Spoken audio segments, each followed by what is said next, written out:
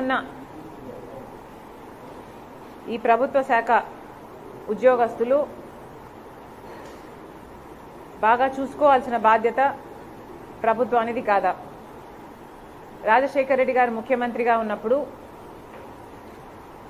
ప్రభుత్వ ఉద్యోగస్తులకు ఎంత గౌరవం ఇచ్చారు. చిన్న స్థాయి నుంచి ఏ కలెక్టర్ స్థాయి వరకైనా కూడా ఫ్రీడమ్ ఇవ్వడంతో పాటు వాళ్ళను మోటివేట్ చేస్తూ వాళ్ళను కలుపుకపోయి వాళ్ళతో పని చేయించుకుంటూ ఈయన ఒక మాదిరిగా నిలుస్తూ అన్ని విధాలుగా వాళ్ళకు అండగా ఉంటూ రాజశేఖర రెడ్డి గారు మరి అంత బాగా ప్రభుత్వ ఉద్యోగస్తులను చూసుకుంటే మరి ఆయన కొడుకు జగన్మోహన్ రెడ్డి గారు తీరు, ఈ ప్రభుత్వ తీరు ఎంత బాధాకరంగా ఉంది అంటే మంత్రులు కూడా ఈరోజు ఉద్యోగస్తులను చిన్న చూపు చూస్తూ ఏదో వాళ్ళు దానం పడేస్తే వీళ్ళు తీసుకోవాలి అన్నట్టు మోకాలొంగి వీళ్ళ ముందు బ్రతకాలి అన్నట్టుగా వ్యవహరిస్తున్నారు. బహిరంగంగానే ఇలాంటి బొత్స లాంటి వాళ్ళు మినిస్టర్ల హోదాలో ఉండి కూడా ఇలాంటి కమెంట్లు చేస్తున్నారు అంటే ఇక వీళ్ళ తీరు, వీళ్ళ యాటిట్యూడు ఎంత ఘోరంగా ఉందో ఉద్యోగస్తులకే కాదు ప్రజలందరూ కూడా అర్థం చేసుకోవాల్సిన అవసరం ఉంది.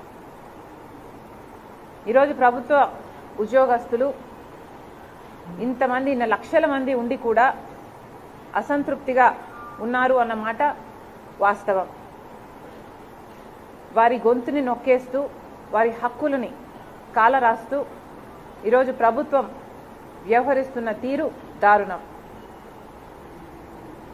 ఇన్ని సంవత్సరాలుగా జగన్మోహన్ రెడ్డి గారు అమలు చేస్తానని చెప్పి కూడా ఇన్ని సంవత్సరాలుగా వాళ్ళు మాకు సిపిఎస్ వద్దు, మాకు ఓపీఎస్ఏ కావాలి అని వాళ్ళు ఇంతగా అడుగుతున్నా, వాస్తవానికి కొట్లాడుతున్నా, పదే పదే ఈ అంశాన్ని లేవనెత్తుతున్నా ప్రభుత్వ మొండి వైఖరి వల్ల ఈ రోజు వరకు వాళ్ళను తిప్పించుకుంటున్నారు తప్పితే వాళ్ళ మొర వినింది లేదు, ఆలకించింది లేదు. మరి 5 సంవత్సరాలు ప్రభుత్వంలో ఉన్నారు. మరి 5 సంవత్సరాలుగా వాళ్ళ డిమాండ్స్లో ఏ ఒక్కటైనా మీరు నెరవేర్చారో లేదో ప్రభుత్వం సమాధానం చెప్పాలి. పోనీ ఒక్క విషయంలోనైనా మీరు వాళ్ళ తరపున నిలబడ్డారా? వాళ్లకు మేలు చేశారా?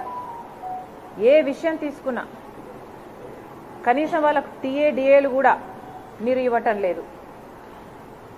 ఎన్ని విషయాలలో ఈ ఉద్యోగస్తులకి మీరు బకాయిలు ఉన్నారో ఒకసారి వెనక్కి వెళ్ళి రికార్డ్స్ చూడండి. కనీసం మెడికల్ బిల్స్ కూడా దాదాపు 150 కోట్ల రూపాయలు వాళ్ళ మెడికల్ బిల్స్ కూడా మీరు బకాయిలుగా పెట్టారు. లీవ్కు సంబంధించి 2000కు పైగా ఎంప్లాయీస్కు చెల్లించాల్సిన అవసరం ఉన్నా ఇంతవరకు చెల్లించటం లేదు. ఇలా దాదాపు 22,000 కోట్ల రూపాయలు ఉద్యోగస్తులకి ప్రభుత్వం బాకీ ఉంది. మరి వీటి గురించి ఎందుకు ప్రభుత్వం స్పందించడం లేదు?